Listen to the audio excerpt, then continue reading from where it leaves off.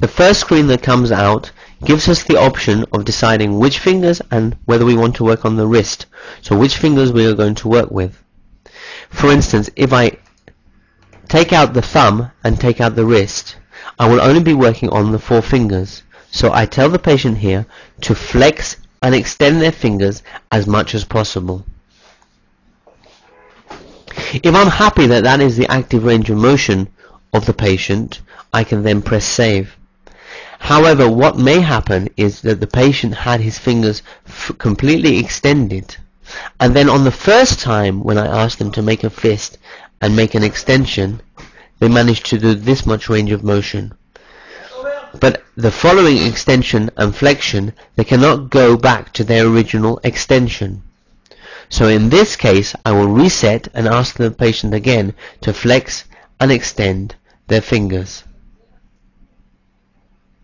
I then can press save.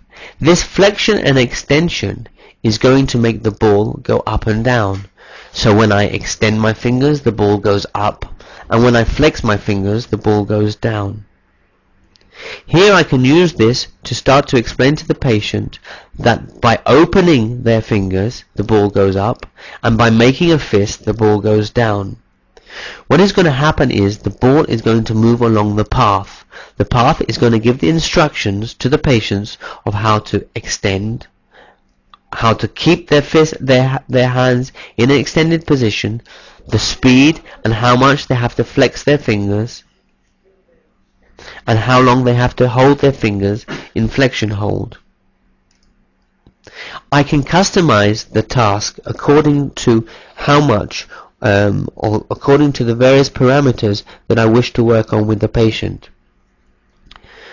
For instance, I can work on the speed that I want the patient to open their fist or to extend their fingers. So by increasing the number of seconds that the patient has to extend their fingers, I will make the slope less. So the patient will have to spend more time extending their fingers.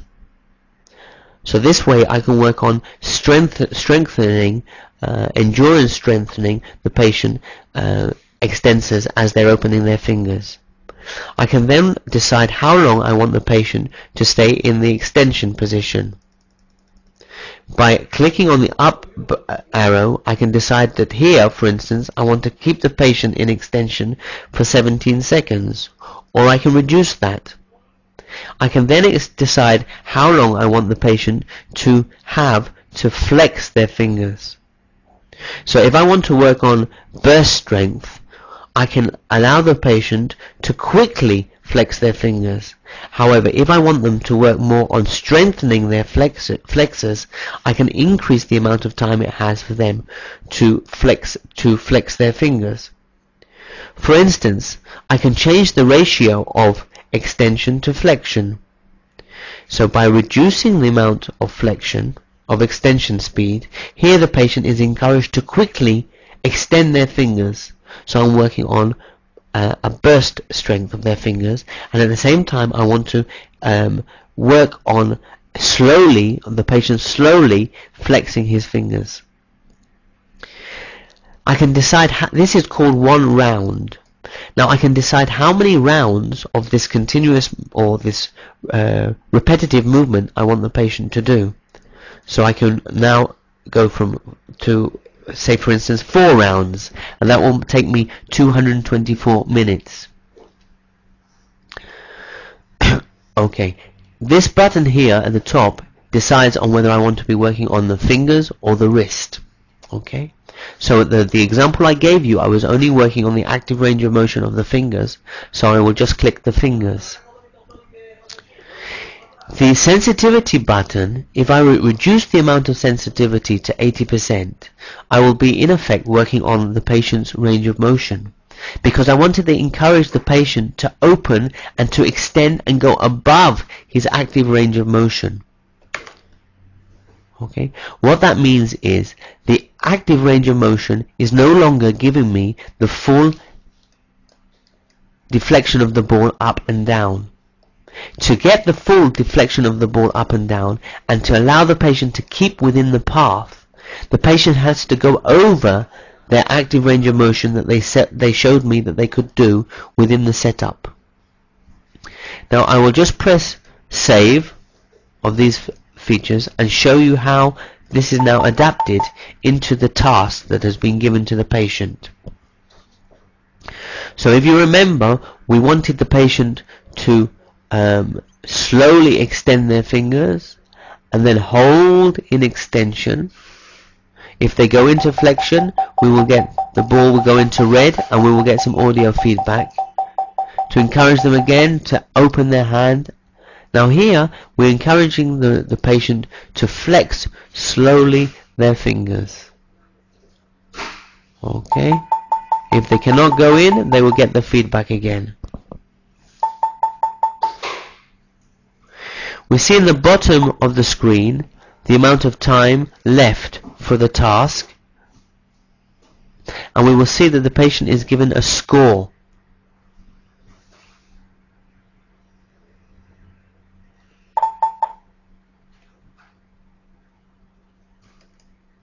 Okay, we can go back into the parameters of the task now. So here I can go back to 100% sensitivity. Now if I only want to work on the patient's extension part of the range of motion, I can click here 1/3 extension or half extension. That means that I'm just be working on the path, the area of the path which corresponds to the area of the extension range of motion. If I go into flex, here I'm going to be working on the area of the path which corresponds to the flexion range of motion. So for instance, if I had an orthopedic patient and I knew that they had the possibility of staying in extension, but I wanted to make them work as much as possible on their flexion, then I can just go and click the 3rd flexion or the half flexion. The same with for instance, if I had a neurological patient that I wanted to encourage them to stay out of their flexor pattern, so I can keep them in just the extension pattern as much as possible. We have another feature which we call wrist lock. Wrist lock enables the patient to work on or to get feedback on the position of their wrist during their flexing and extending of their fingers.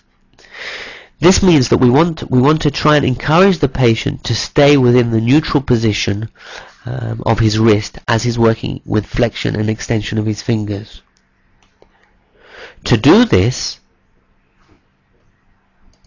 I have to go back into the settings and I have to click the wrist. Okay, so here I ask the patient to flex their fingers and extend their fingers, and now flex and extend their wrist. I save this, go back into the settings, click use wrist lock.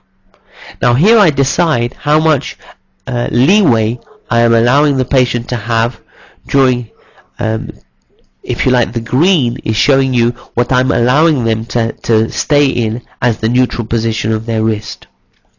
So I don't want them to go into the flexion, so I can increase the amount of red.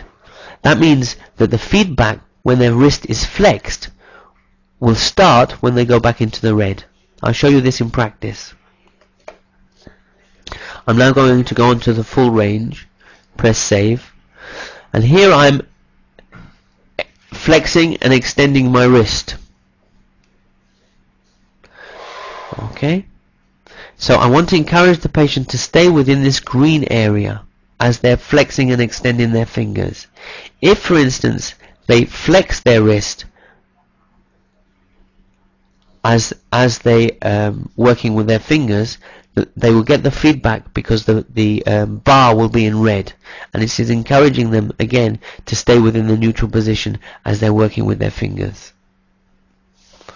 Okay, so I press play, and if I now go into extension or flexion of the wrist as I'm working, I can again use the feedback and tell the patient to stay as much as possible within the green area as they're working with their fingers.